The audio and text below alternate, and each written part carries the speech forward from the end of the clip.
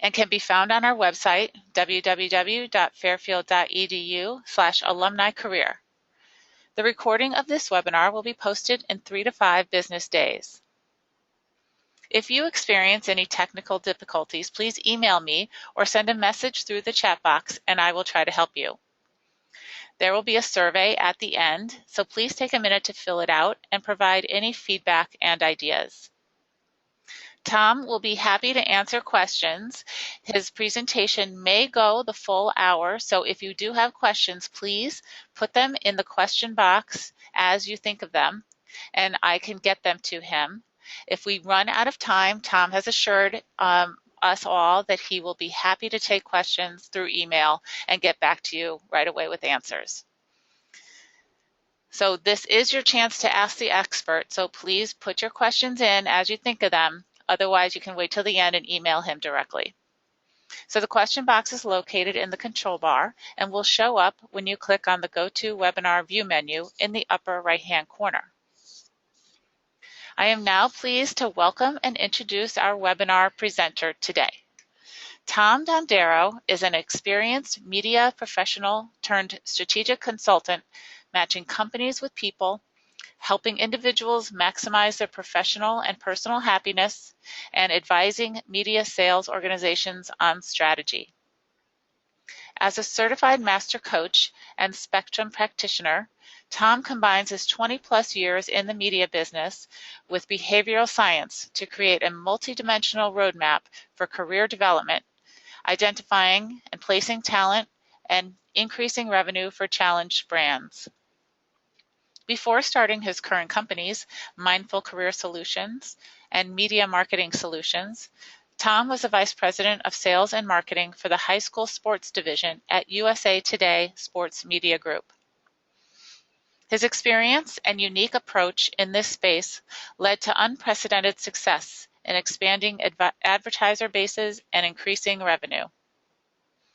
Prior to joining USA Today, Tom spent nearly 15 years at ESPN as an award-winning integrated marketing sales executive, handling their top accounts while juggling territory responsibilities across the country. In his final 3 years, Tom led the newly created high school sports division, ESPN HS, crafting strategy for both the national sales and marketing teams.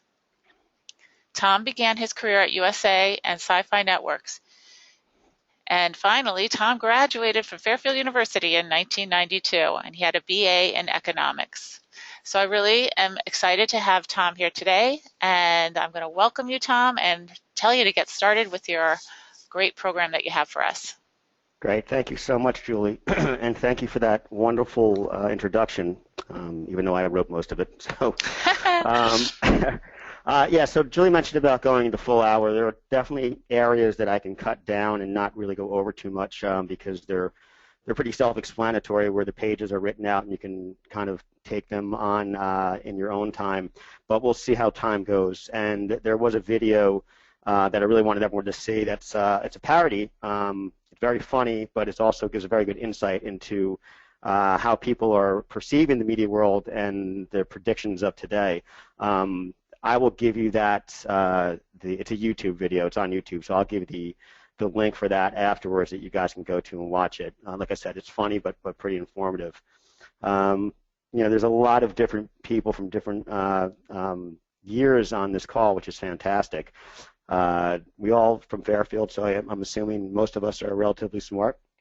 And I don't want to dumb this down too much, but I'm also just going to, you know, take the assumption that most people here don't really have the basics of the media world. So I'm going to jump into this topics of discussion. I'm not going to waste time on, you know, going through this page, but there is a method to my madness in the order here. There's some of it's chronological, some of it's strategically placed based on things that have happened over the last 10 years and also 50 years. Julie had mentioned my background, so I won't go really into that right now. Thank you for that again, Julie. So what I figured I'd do is I'd start by going way back to the actual origins of media and advertising. So beyond my institutional knowledge, I did a little research and found some interesting snippets that I thought were relevant and give a good picture of the full evolution and key advancements that still shape our media world today.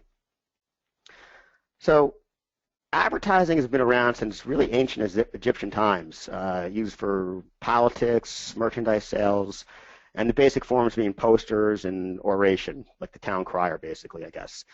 Newsletters and pamphlets date back to Renaissance Europe. The first newspaper, which is probably more of a pamphlet that was published in America, was in 1690, meant to be issued monthly, or if a glut of occurrences happened, oftener. That's a direct quote. That's not my grammar. This was short-lived as it was not sanctioned by the government, so all copies were destroyed. So colonial America saw the use of newspapers begin to expand, publishing short weeklies, content consisting of hearsay and unedited chunks of the London press. Kind of sounds like today's social media a little bit.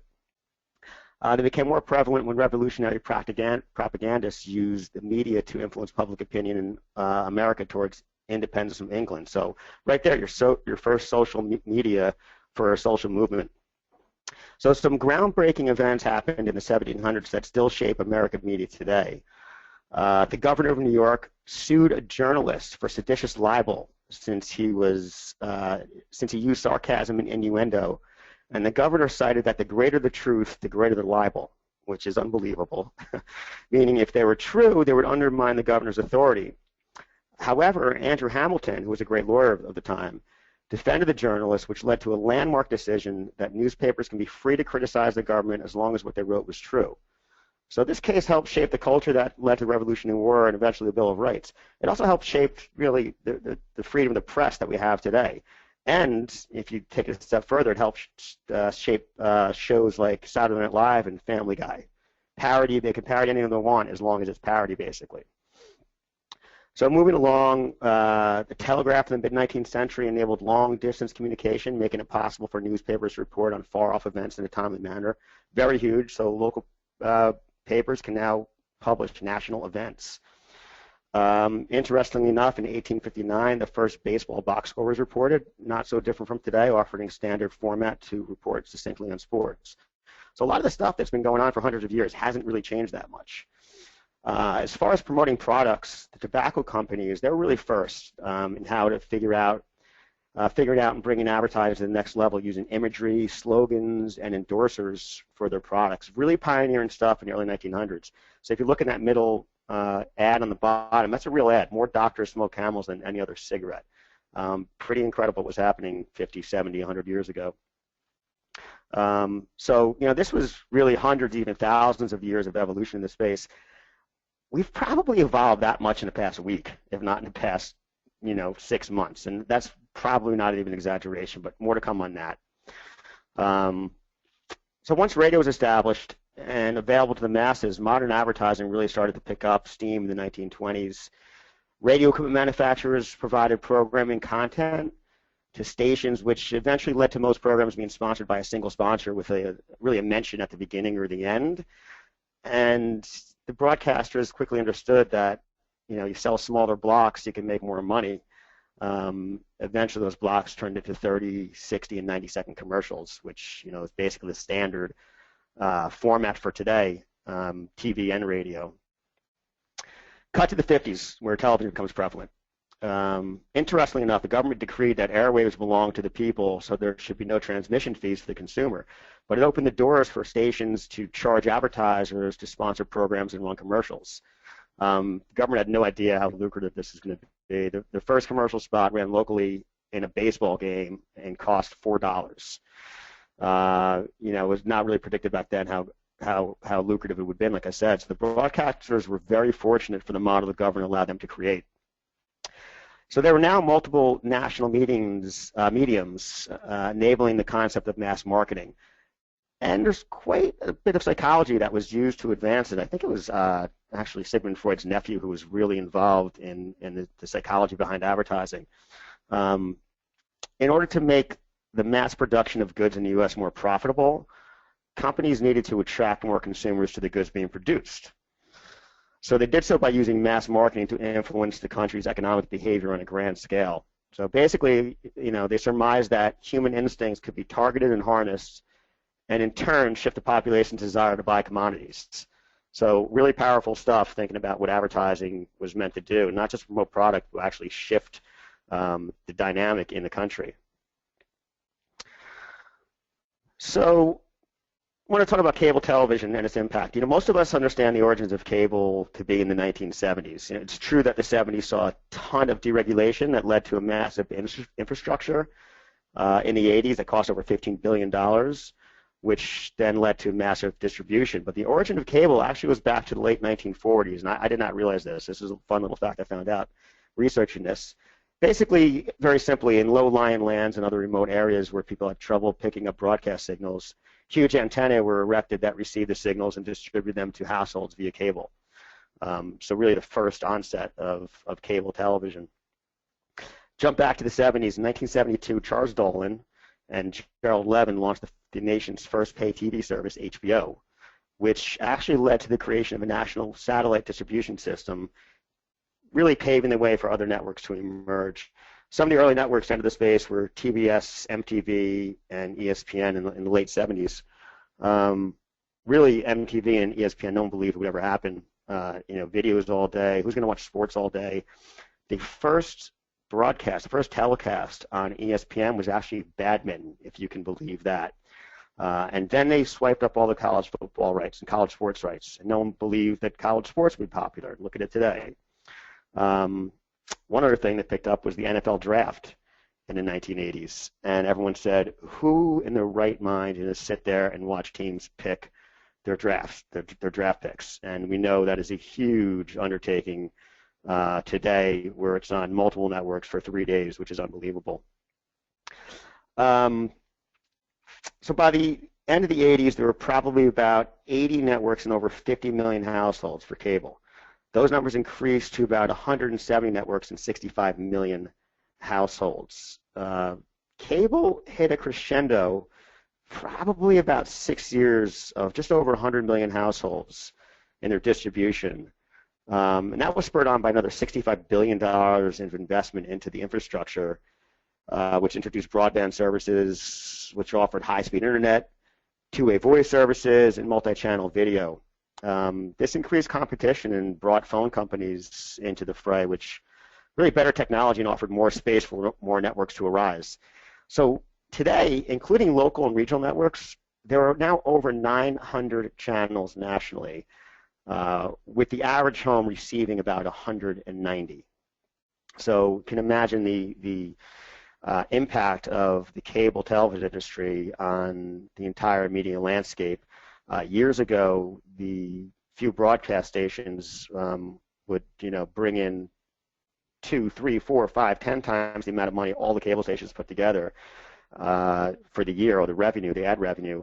And probably about 8, 9, or 10 years ago, there's finally a shift where cable outpaced broadcast in the revenue. Now, it seems very logical. There's 190 channels versus, call it 5 or 6.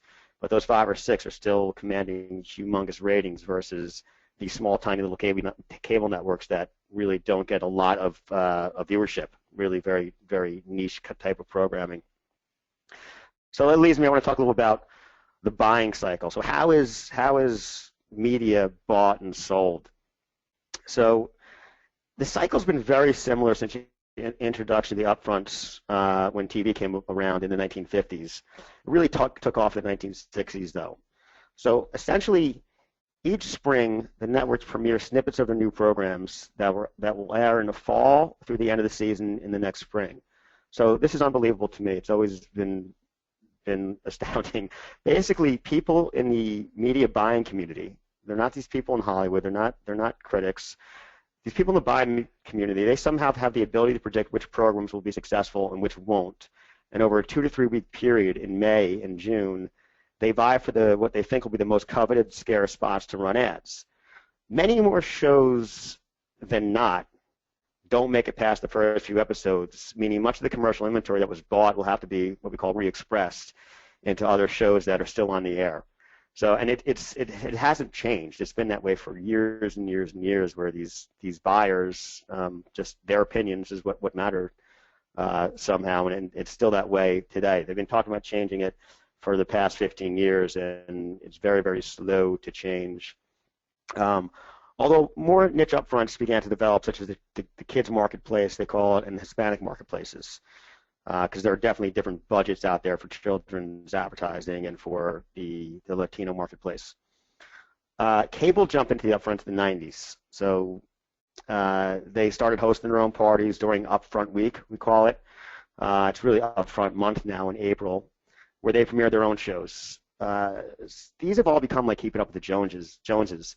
Each network puts together about a 2-hour presentation, whether it's at Carnegie Hall or Lincoln Center, and it goes over all their program. They have great highlights. They bring in all their stars and their celebrities to talk about their shows, do some entertaining and whatnot. And then they have a huge lavish party afterwards, which goes on for hours and hours. Certainly in the last few years with the corporate cost cutting happening, it's been definitely cut down a little bit, but they still spend a ton of money to attract the buyers into their upfronts and make sure they're coming to their parties. So, when ESPN merged with ABC Sports and ESPN.com was becoming a substantial source for sports news back in the early 2000s, late 90s, they began the first real integrated platform, selling all of their properties together to drive better results for advertisers. Yes, that is true, but also to move in bulk harder to sell assets. This was met with a lot of pushback in the industry, but has now become the standard for the past 15 years. Agencies have since restructured to be more strategic in this new way of transacting media, but I'll talk a little bit about that more in a little while. In the past 8 to 10 years, online-only publishers have entered into the upfront marketplace, but now they call it the new fronts. So, there are many terms and acronyms, by the way, that get added every year that essentially mean the same thing their predecessor meant 30 years ago. Just a new way to call it, make it sound shiny and new. The new fronts really picked up steam this past year, making it more confusing than ever in how and where to place advertising budgets. Everyone's looking for something new and custom that only makes sense for their brand and prove that it works. I mean, that's really how advertising agencies and clients think. I want something for my brand that can't be placed, just another logo slapped on it. I want something new and custom. It's never been done before, and I want proof that it works. Well, if it's never been done before, we can't prove to you that it works. I can think back, if we would do 800 big integrated ideas in a year, maybe 2 of them were truly brand new and never been done before. The real smart sellers find out what their audience is really interested in, creates really nice offerings around that content, and brings the brand in a way so that it's custom to their brand. Now, it could be done with another brand and be done totally different. So there are ways to substitute brands in and out, but make it actually look like it's very custom and never been done before for the brands. That's really how most people put their custom things together. If not, you'd be sitting there spinning your wheels forever, coming up with new things. You'd run out of ideas eventually. Plus, it's really not an efficient way to work. So outside of the upfront, the upfront, again, it's in April. April through, call it July, all the agencies and the advertisers, they lay down about 2/3 of their budget, and this is billions and billions of dollars across the market, just to make sure that they can get all this inventory. So the advantages of the upfront is, securing inventory and pricing. They do have options to cancel a portion of their buy throughout the year, but then there's a scatter marketplace, which takes place every single day of the year and is usually bought in average 2-week to 2-quarter time chunks, so flights. Movie studios being an exception, they might just buy a chase flight that's a Wednesday, Thursday, Friday to chase movies that are doing well. Depending on market conditions in the scatter market, prices can be lower, equal to, or much higher than upfront prices. Usually much higher because there's less inventory, but that's not always the case. The advantages here are being able to actually invest in successful shows that have proven their audience, as long as there's inventory left, as well as buying new opportunities or custom programs that line up with new launches or products. So they have to put a lot of money aside for launches that they're not sure how they want to place, And when content providers come up with new ideas, they don't allow them to shift their money that they have in there. They come up with new ideas to drive increased revenue, which has always been a time-long battle. I spend millions and millions of dollars with you. I should have this opportunity. Unfortunately, that's not the way it works. All right, so I want to jump into the types of media and advertising. So this is both media and advertising, kind of all in conglomerate. All right, so there's a nice little inset there of a baby. Basically, I'm trying to tell you, you can basically advertise anywhere you want to right now. That picture is actually a little disturbing to me because it doesn't actually look like it's superimposed. Those tattoos or stickers like fit pretty well on the shape of the body. So in any event, this is certainly not every type of media. It's more so of what I know with a couple of Google searches to make sure I wasn't missing anything. I'll go through a bunch here and give some examples. If there's anything on the slide you have a question about, certainly make a note of it, and I'll try to answer it later. So in no particular order, but there probably is an order. I probably went from more traditional to what's new. So print, you can look at magazines, newspapers, classifieds, and then the freestanding inserts, FSIs, which are the promotions, coupons that you find mostly in the weekend newspapers, the Dick's Sporting Goods, all the deals they have going on. Radio, very basically, you can break it down between terrestrial and satellite. Television, your national, regional, local. Broadcast, so your networks, NBC, ABC, CBS, Fox, all those guys were always considered broadcast because it's a broadcast. It's actually sent out over the air. Nowadays, it's still sent out over the air, and you can actually pull down their signal with an antenna. But it's also sent through the cable providers and the phone providers, so the Verizon Fios, the Cablevision, et cetera, et cetera. Talk about advertising. Direct response is that 1-800 number, commercial like the mattresses or the lawyers. A PSA is a public service announcement, so it's sometimes paid, usually not paid. That networks put aside inventory for. The broadcast networks have to put aside inventory for it. The cable networks do not, since they are a pay service. Infomercials are those half-hour to hour programs that are just talking about a product, like the great new hose. Packagers, this is interesting. A lot of times you'll see something on TV, like a golf event on a network that has, say it's on CBS, has all the CBS logos on the microphones, et cetera, all the CBS graphics packages, but it's actually produced by somebody else who buys the time on CBS, and then they do a deal where they either keep all the commercial programming or they split it, or it's a revenue share. And of course, your traditional commercials, your billboards, the show's brought to you by, and then sponsorship, big presenting sponsorship, Academy Awards presented by, or say a bowl game, the FedEx Orange Bowl. Out of home is something you see all over the place. Billboards, wild postings, where they slap posters up on construction sites and scaffolding. Your bus wraps, if you're in a metropolitan area, you'll see they're very prevalent. On and down projection is something new, or the project on the side of a building. Digital out of home, in bars and whatnot, and of course everywhere, stadiums, arenas, airports, subways. It's popping up everywhere you go now. Product placement. Traditionally, you see product placement. I mean, it's more than just this, but movies, you'll see a lot of automobiles as product placement. Television, a lot of brands. Sports, Gatorade on the side of the on the sidelines. That is product placement. That is paid for, basically. They're a sponsor of the NFL, and they have their right to have their Gatorade jugs on the sidelines. And of course, in gaming too, a lot of sports gaming has product placement. Brand integration. There's a lot of fancy different names: native advertising, advertorials, custom content. Custom content is something that maybe someone's doing a piece on athletes and their training and how far along the science has come. And as part of that, they'll go into the Gatorade Sports Science Center and talk about how the scientists at Gatorade Sports Science Institute are helping advance the training techniques and their diets and whatnot. So that's really a custom content thing. Advertorials are more, they're not really meant to be put across as not advertising. They are actually slugged, as we call it. It'll say this is an advertisement, basically. Think of in a magazine, the Geico caveman is talking about his great fantasy football skills. In the meantime, he's promoting the fantasy football on ESPN, which is presented by Geico.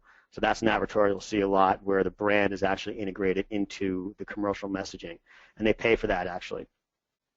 Hop over to digital, traditional banners, of course, video. Disruptive, very fine line, disruptive to not be intrusive. Disruptive is where people will come running across the site, or if, say, a studio is advertising a movie about an earthquake, maybe you open the page and the entire page shakes and all the letters drop, which is kind of cool. You're like, what just happened? And then a little trailer comes up for the movie. So things like that really catch the eye of people and don't necessarily, they're not necessarily intrusive because they're entertaining. You have your long form, which you basically see on the network apps and Hulu.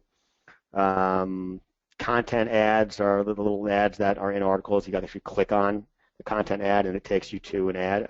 Click on a word, it takes you to an ad. The pop-ups, which we all hate. Programmatic is something I'll touch on later. That's been a huge buzzword as of late. Search is humongous form of advertising, which Google really owns. People actually pay for their AdWords on Google. So they'll pay for certain keywords, and when someone searches using one of those keywords and clicks on their site, that advertiser pays for it. So Google owns this. It's really a form of direct response online. There are SEO, search engine optimization experts out there that help companies choose the right words and also optimize their site. So the site used to be basically optimized for search in the URL and the title page and some other things, and they've changed it and got a lot more complicated or complex in that it's more about relevant content. Search is an incredibly complex thing now. I'm going to touch on that in a few pages, so I'll leave that for now. Your basic sponsorship, events, sporting events, like I mentioned, the FedEx Orange Bowl, things like that. And then jump over to social. Everyone's still trying to figure out social and exactly how to use it, how to advertise it. It's so prevalent now. Are you joining the conversation or are you interrupting the conversation is one of the arguments. But one of the best ways to use social is have celebrities organically talk about your product. If it's not over the top and forced, it works, and they use that through Twitter or word of mouth. Then, of course, the content sharing and publishing, which everyone's pretty aware of these days, Instagram, all the photos. We know Twitter and Facebook.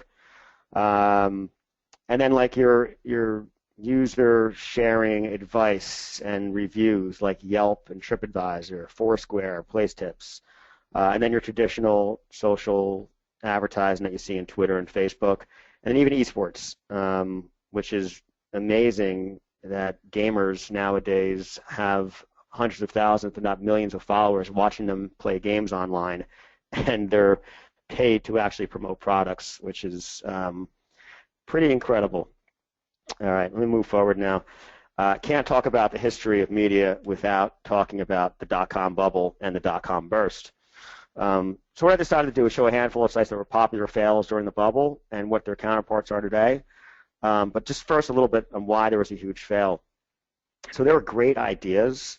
This is back to the late 90s, early 2000s. There were great ideas, and venture capitalists poured tons of money into the online industry with dollar signs in their eyes, 100% confident that they were going to reap huge rewards.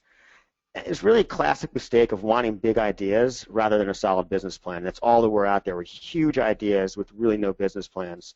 It was a case of too much too fast. Companies were tossed millions, and they were told to grow overnight. IPOs were doubling on open days of trading. Even with all this money poured in, most companies rushed to get their funding for their ideas and just could not handle the scale, didn't have the proper technology, or just honestly were just shitty ideas. So I'm going to try to breeze through these here. So Webvan, National Supermarket Delivery Service, Get Big Fast attitude. The big fail there is they were expanding nationally as they were failing locally.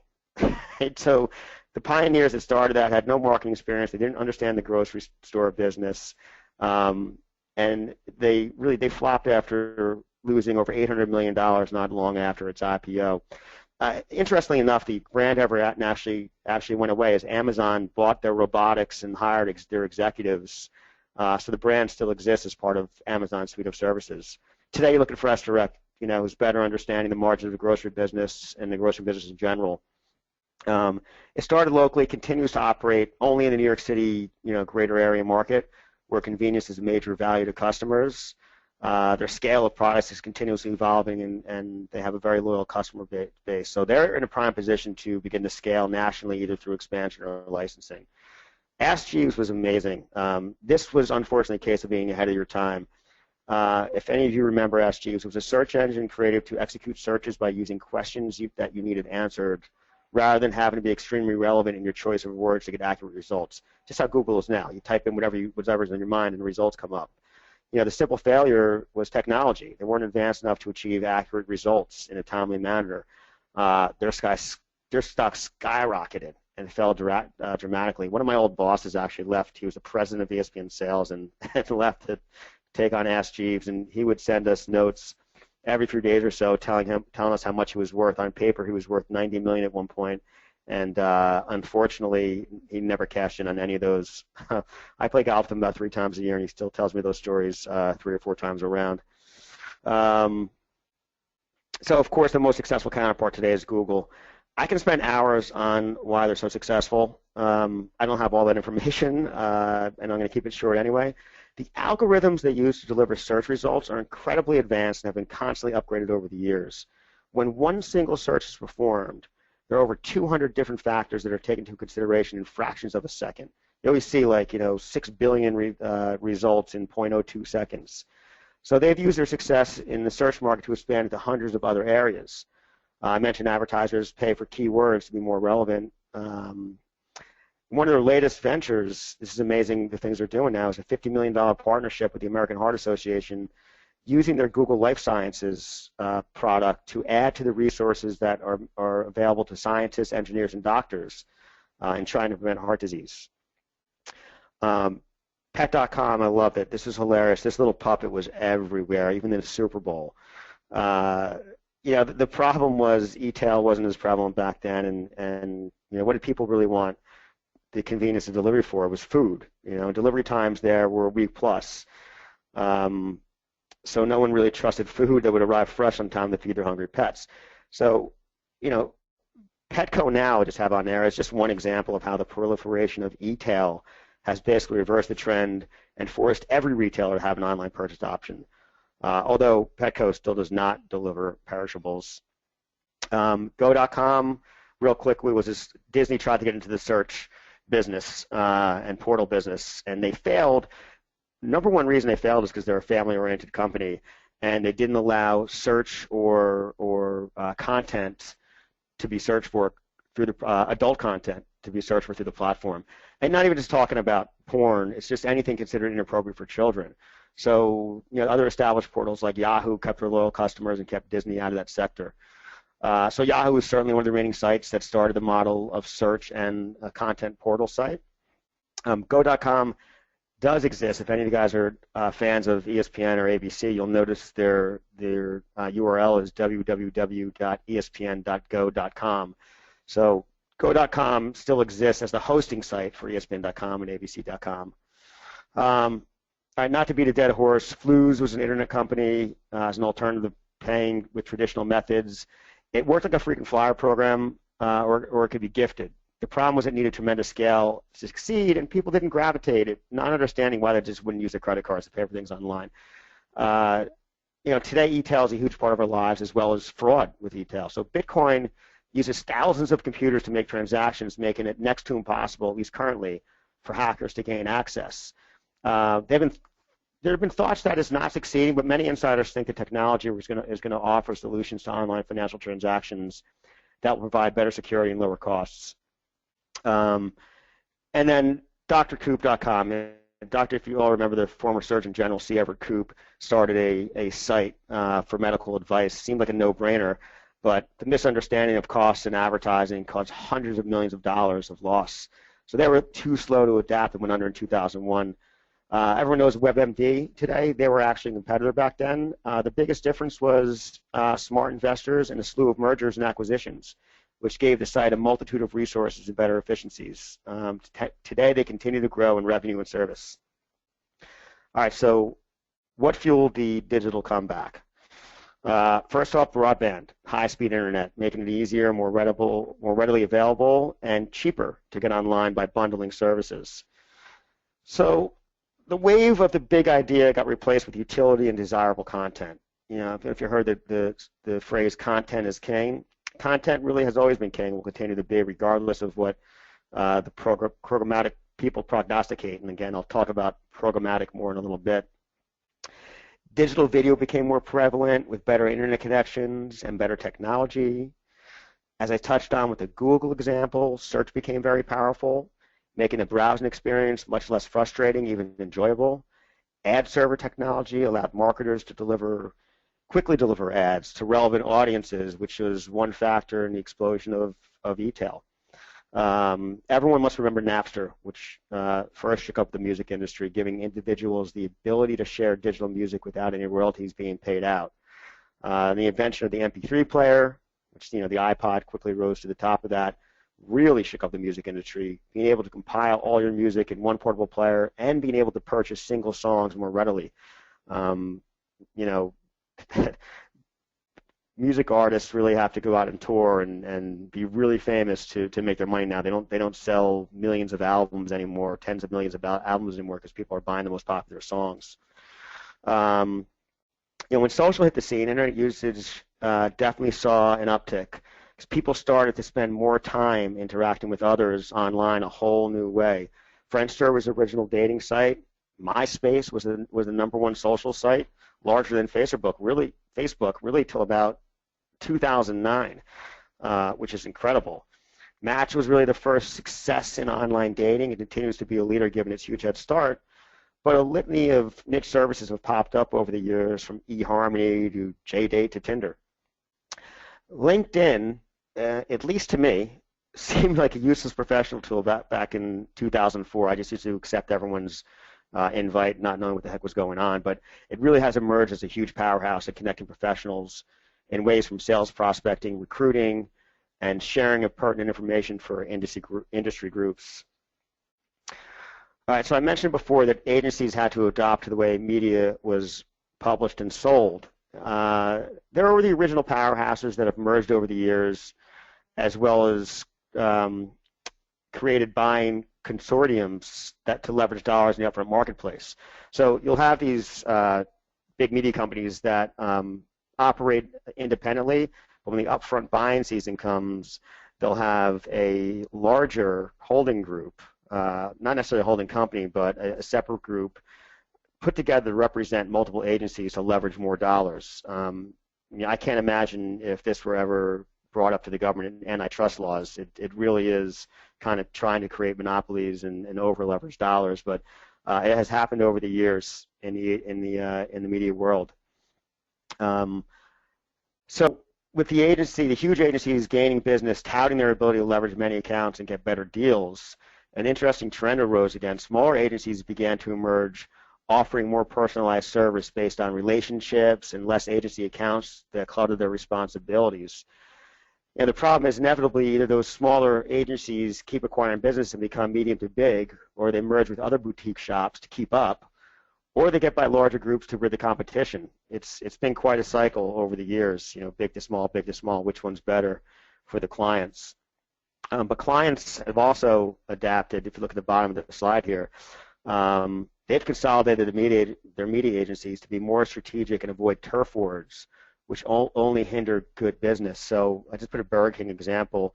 10 years ago, Burger King had Crispin Porter and Pogusky as a planning agency, Mindshare as a buying agency, VML and Maxis as two different arms of strategy and digital. And today, although Crispin Porter and Pogusky exists as their creative agency, which often happens with many companies having separate creative agencies, all of those responsibilities now fall underneath Horizon Media, which is not a major agency, but it is one of the largest independently owned agencies in the country. So it's really been, it's behooved clients to consolidate their media because it was just too difficult. Salespeople trying to call on different agencies, trying to put together great integrated deals, agencies arguing over who's running lead, whose idea is the best, et cetera, et cetera. So much better deals, much better continuity, much better strategy comes out when they are aligned better with just one agency or at least one or two agencies. In that, this is a quick list of all the major holding companies in the U.S. There's actually two more, but these are the four that really account for all the different agencies. All right, I talked about video being one factor in the online reboom, but it has influenced digital media in so many more ways since then. First off, originally a lot of the video had to be consumed by first downloading the content provider's video player. Streaming technology has made it much easier, and expanded bandwidth and fiber optics have made everything quicker and cheaper to store. Brands began to repurpose their commercial content, create shorter versions for better online experiences. Content providers and brands as well began to create video that was exclusive to the internet rather than just an extension of their traditional content. The advance of mobile technology gave birth to a whole new celebrity set through user-generated content. And now video on demand is not just getting tertiary content, rather a whole new way to consume most things available on other platforms. Linear programming is getting overtaken by VOD because of the abundance of content created by licensing deals with companies such as Hulu and Netflix. So in other words, you don't have to watch shows when they're on anymore. You don't have to necessarily even DVR them. They're there for you when you want them, where you want them, on whatever tablet or phone or TV that you have available to you. All right, can't talk about media these days without talking about social media. All right, so these are a handful of what's out there, but these are basically the more popular and more relevant sites. So, where do you begin? It's part of the fabric of our society. Sometimes with cool and even innovative, helpful applications. Sometimes it's a platform people have their opinions be heard by the world. Either way, social media is here to stay. But like I mentioned before, there's still an ongoing struggle as how to best use in the marketing world. All right, first of all, I love this graphic here for social media novices. It actually does a pretty good job of giving a little insight to how a few of the more popular services are used. So this is funny. Facebook, so this is for sleep. I like sleep. Twitter, dream of sleep, hashtag tired. Foursquare, this is where I don't sleep. Instagram, here's an old looking photo of my sleep deprived face. LinkedIn, my skills include surviving on little to no sleep. Pinterest, here's a picture of a tired cat with a funny caption to express how much I need sleep. Pandora, now I'm listening to need some sleep. Google Plus, this is really funny. I'm a Google employee who needs sleep, basically saying that no one who's not on Google, no one who doesn't work for Google really uses Google Plus, which is actually quite the opposite, which I'll get to in a minute. But what I like to do, I want to make sure I keep time here. In the interest of time, I'm going to just gloss over this. I'd like to touch on a handful or so of these platforms to give you an idea as to how each is used by advertisers and by consumers, and maybe a couple tidbits along the way. So I mentioned earlier, this is something I might breeze through because you guys can go back and just read these slides because it just spells everything out what you need to know here. But Facebook, what do you need to know? Most advanced. It's been around. It's the biggest. Who's on it? Everybody. Teens less so these days. It's not as cool because their moms are on it. MAU is monthly average unique audience, so approximately 1.4 billion people on it monthly. So how brands use it? They publish high-quality visual content, often extension of brand campaigns. They elicit engagement from fans and non-fans.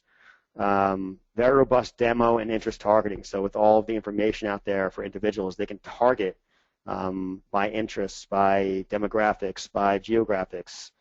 What it help can you achieve? Awareness, brand equity, purchase intent, trials for monthly entertainment, major key performance indicators. All right, so shares, comments, likes, all of that, it's like, okay, likes, is that really a great performance? What's that doing for your brand? Someone likes it.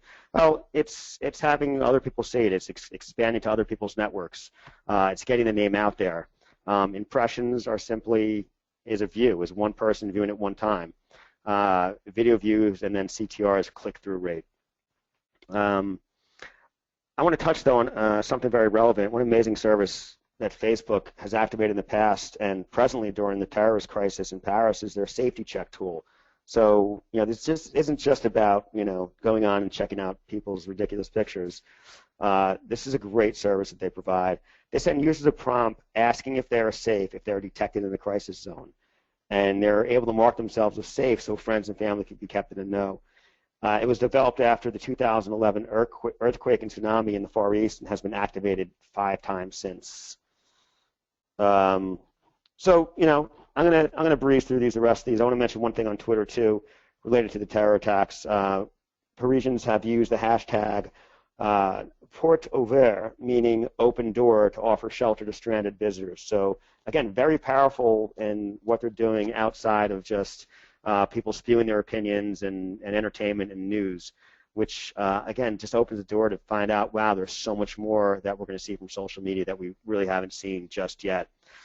So, going through again, it's getting late, so I'm going to just leave these here. That these can be looked at on your own time, how they're used again by consumers, and how brands are using it, and how they're starting to become a little bit more creative in using it. And again, these are the ones that are out there. And again, if you guys have any questions on any of these, please send me an email afterwards, and we can definitely get into it and have a conversation. Okay, so moving along. There's a whole new generation now used to getting much of the content for free, and now even without advertising attached to it. Costs have certainly risen from huge cable costs to astronomical league rights. I worked for ESPN, so I'll speak from experience. When ESPN had Sunday Night Football and ABC had Monday Night Football, ESPN spent $1 billion per year to have those 32 games. Actually 34 games now, 17 games. And when the new contracts came up and NBC got back into the fray, where NBC took over Sunday Night Football and ESPN took over Monday Night Football and ABC was out of it, ESPN ended up spending $2 billion just for Monday Night Football. The reason behind this is that the NFL knows, and one of their executives worked at ESPN years ago, they know that ESPN gets the highest rates per cable subscriber in the business. So ESPN alone, the channel ESPN gets about $4.50 per subscriber. To put that in perspective, the next highest is ESPN2 that gets about $2.35. After that, you go down to $1.20, $1.30 with big networks like Discovery and Turner, and then most networks are getting 10 cents per. So if ESPN doesn't have the NFL, they have to go back and change their cable contracts and lose billions of dollars over their 10, 15-year contracts. So the sports rights have risen to a level that is really unprecedented. Again, $2 billion for that night. Now, obviously, it includes a lot of highlights and video and other rights for other programs, but it's a ton of money. Not to mention they're spending $300, $400 million on the MLB for the year. They're spending $800 million per year on the NBA, and that's just ESPN. So think about what Fox is spending, and NBC and CBS and all the different sports. It has been ridiculous, and it's really raising the level for everybody. But as I touched upon, online video and online video quality has spurred new viewing habits. Content when and where I want it. That's the marching cry, and every content provider is constantly working on their own solutions, from apps to licensing content to video-on-demand curators. People are able to get much of their desired content on their tablets, their phones, or via smart TVs, Apple, Google TV. This has made a considerable impact on the cable industry, and that the distribution of many of the top-tier networks has dropped from over 100 million subscribers back to levels of over 10 years ago to 90 million. And now there's a huge spike in ad blocking technology. There are benefits to having no ads, such as quicker page loading, less data usage for people who pay per usage, rather than an unlimited plan that many of us are used to. And yes, there are no ads, except, of course, marketers are forced and have the opportunity and necessity to be more creative with custom content and sponsorships. So why is ad blocking bad? First off, we don't really hate advertising. We hate intrusive and bad advertising. Non-sports fans watch the Super Bowl just for the commercials. And honestly, how are we going to know about new products and innovations without the good old 30-second spot? But most of all, who's going to pay for all the content? Even YouTube stars now are making money off advertising. It's going to be difficult to figure out the ad model over the next few years, but one thing is for sure, there will be ads. There are a lot of smart people running networks and sites that are not going to give up hundreds of millions, even billions of dollars because people claim to be sick of ads. There will be more of a convergence of media than ever before, and there will be new applications and platforms we hadn't thought about 5 years ago. You know, who could have predicted 10 years ago or even 3 or 4 years ago that apps would be one of the top ways we consume digital content?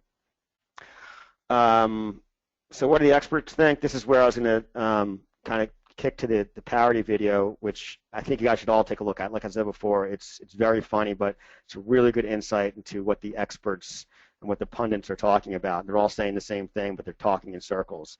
The real experts aren't 100% sure what's going on because of the ridiculous steep level of the rise of technology these days. So we'll get past that video. All right, good. Yeah, Julie and I had a bunch of crashes last week and today, so we're not going to go there. All right, so let's wrap it up. What are the challenges being faced across the industry? Digital ad fraud. See a little robot clicking there? They're actually bots that sites put up, and they have actual digital robots clicking on ads, inflating their usage numbers.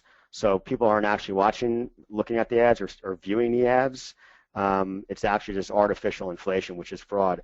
Viewability, not all the ads are above the fold on the page, right? So if you don't scroll down, there is technology so that ad is only counted if it's seen, but not all sites employ that. So an ad can be at the bottom of the page but never be seen, but still counted as seen.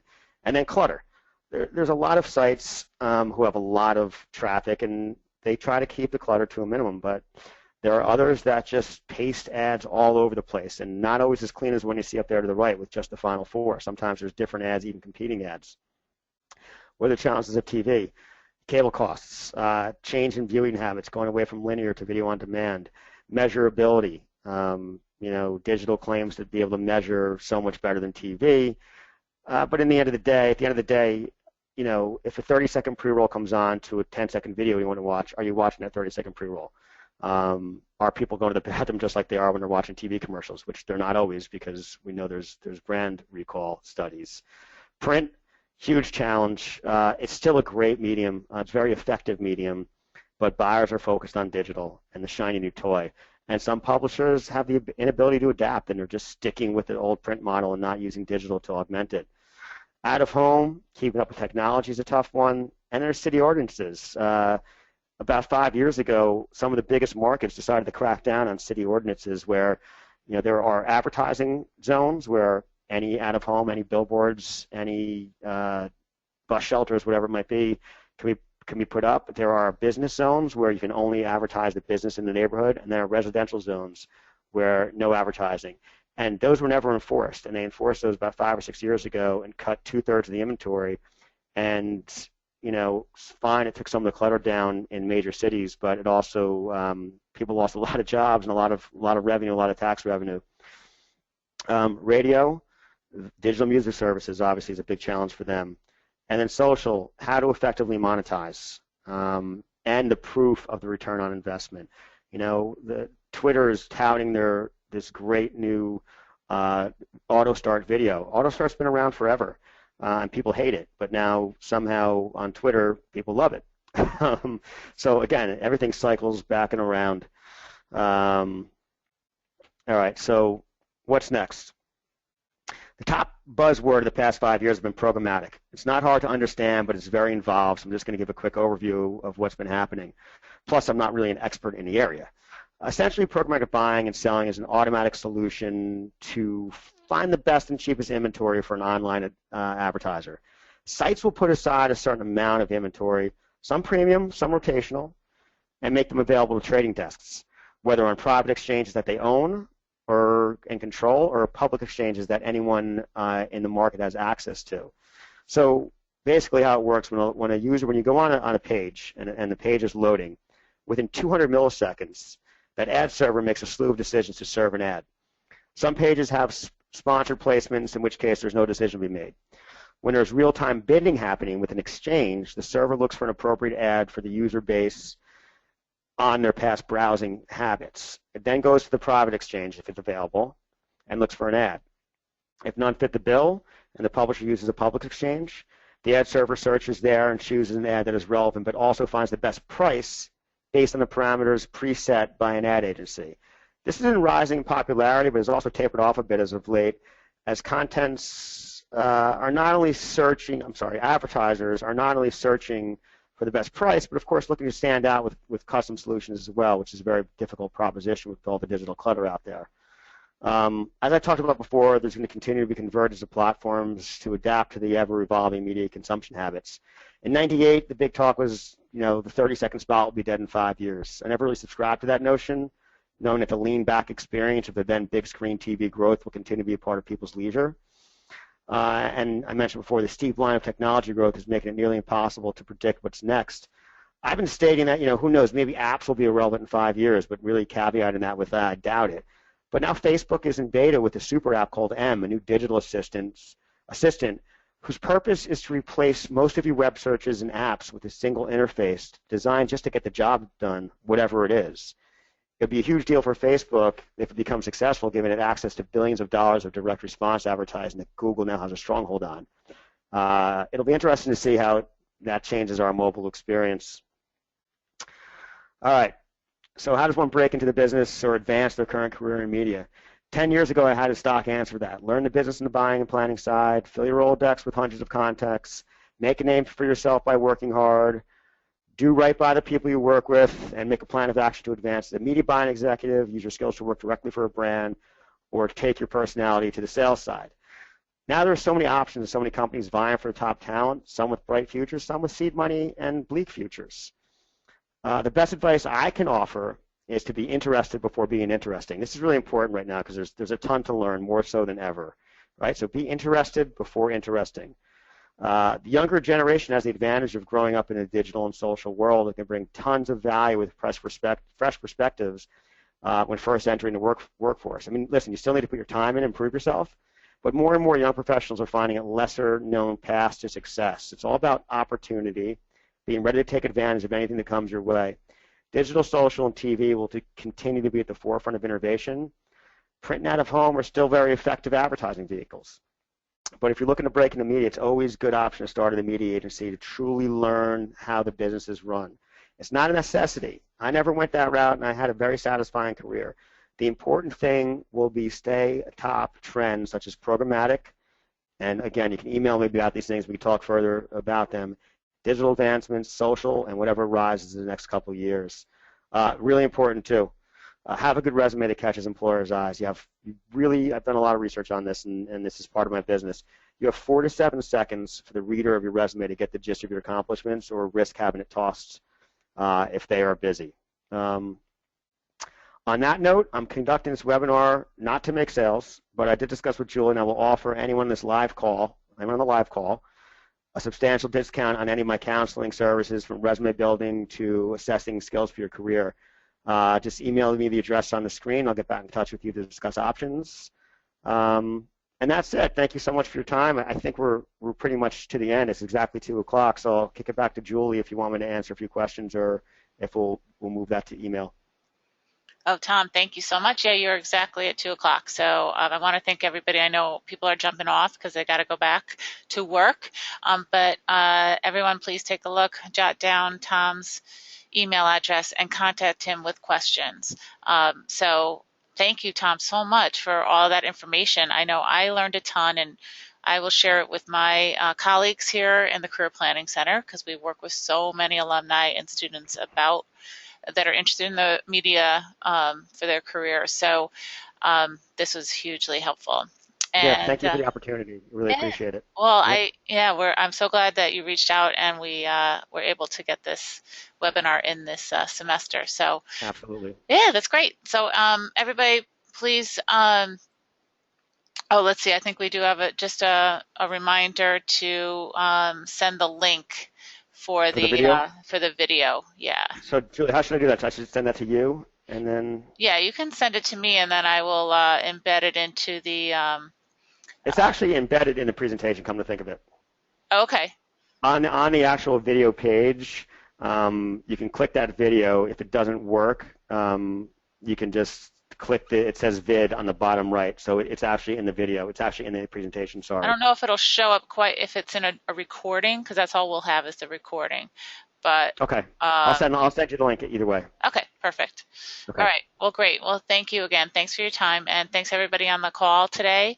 Our next webinar is going to be on December 15th, and we're going to talk about what's your story, how to share your story authentically. So again, more talk about branding and your own personal branding. So that will be on December 15th, and you can sign up for that now on our website at fairfield.edu/alumni career. All right, everybody have a great rest of the week. And thanks again, Tom. We'll talk soon. Thank you all. Bye-bye. Okay, bye.